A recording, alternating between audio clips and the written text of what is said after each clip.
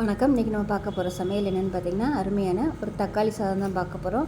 ரொம்ப சிம்பிளான மெத்தடில் டேஸ்டியான பட்டாணி தக்காளி சாதம் எப்படி செய்யலாங்கிறத பார்க்கலாம். லஞ்ச் பாக்ஸுக்கு கொடுத்து விடுறதுக்கு ரொம்ப ஈஸியாக இருக்கும். வாங்க அதை எப்படி செய்யலாங்கிறத பார்க்கலாம். ஒரு குக்கர் எடுத்துக்கலாம். தேவையான அளவுக்கு நெய் சேர்த்துக்கலாம். இப்போ கொஞ்சமாக எண்ணெய் விட்டுக்கலாம். எண்ணெய் நல்லா சூடாகிடுச்சு. பிரியாணியில் சோம்பு, பட்டை, கிராம்பு, ஏலக்காய் இதெல்லாம் சேர்த்துக்கலாம்.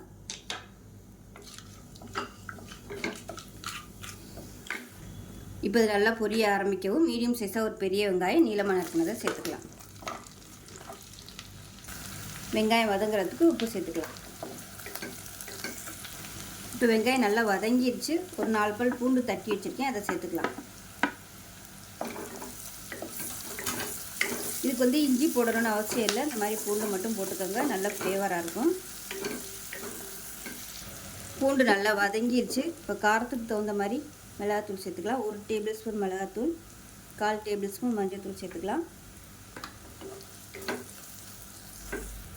மிளகாத்தூள் நல்லா வதங்கிடுச்சு. மீடியம் சைஸாக 2 தக்காளி 1-2 அடித்து வச்சுருக்கேன், இதை சேர்த்துக்கலாம்.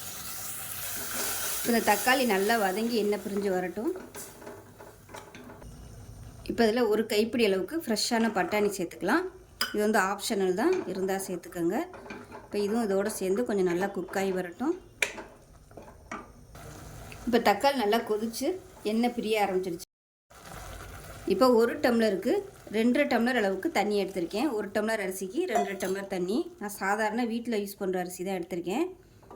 இப்போ நல்லா கலந்து விட்டுட்டு கொதிக்கட்டும். இந்த கிளாஸில் 1 டம்ளர் எடுத்திருக்கேன். இது கரெக்டாக 100 கிராம் அளவுக்கு பிடிக்கும். இந்த டம்ளரு 100 கிராம் அரிசியில் தான் நான் இன்றைக்கி செய்கிறேன். இது தாராளமாக ஒரு 2 பேர் சாப்பிட்லாம். இப்போ நல்லா கொதிக்கட்டும். தண்ணி நல்லா கொதிக்க ஆரம்பிச்சிருச்சு.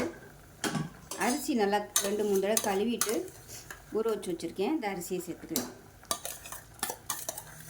நல்லா 1 மணி நேரம் ஊற வச்சுட்டேன்.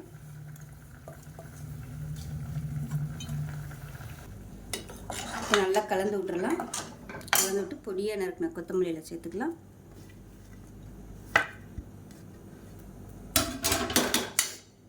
சேர்த்து நல்லா கலந்து விட்டுட்டு குக்கரை மூடி வச்சிடலாம். உப்பு செக் பண்ணி பார்த்துக்கோங்க. இதில் கொஞ்சமாக உப்பு சேர்த்துக்கலாம்.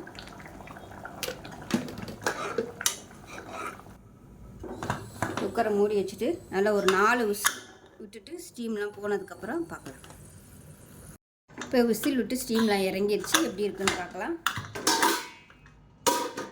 பாருங்கள், நல்லா சூப்பராக நல்லா கமகமான அருமையாக வந்துருச்சு. நல்லா பரட்டி விட்டுக்கலாம். நல்லா ஆறுச்சுன்னா கொஞ்சம் நல்லா ட்ரை ஆயிரும். சூப்பராக இருக்குது, அடிப்பிடிக்கலை.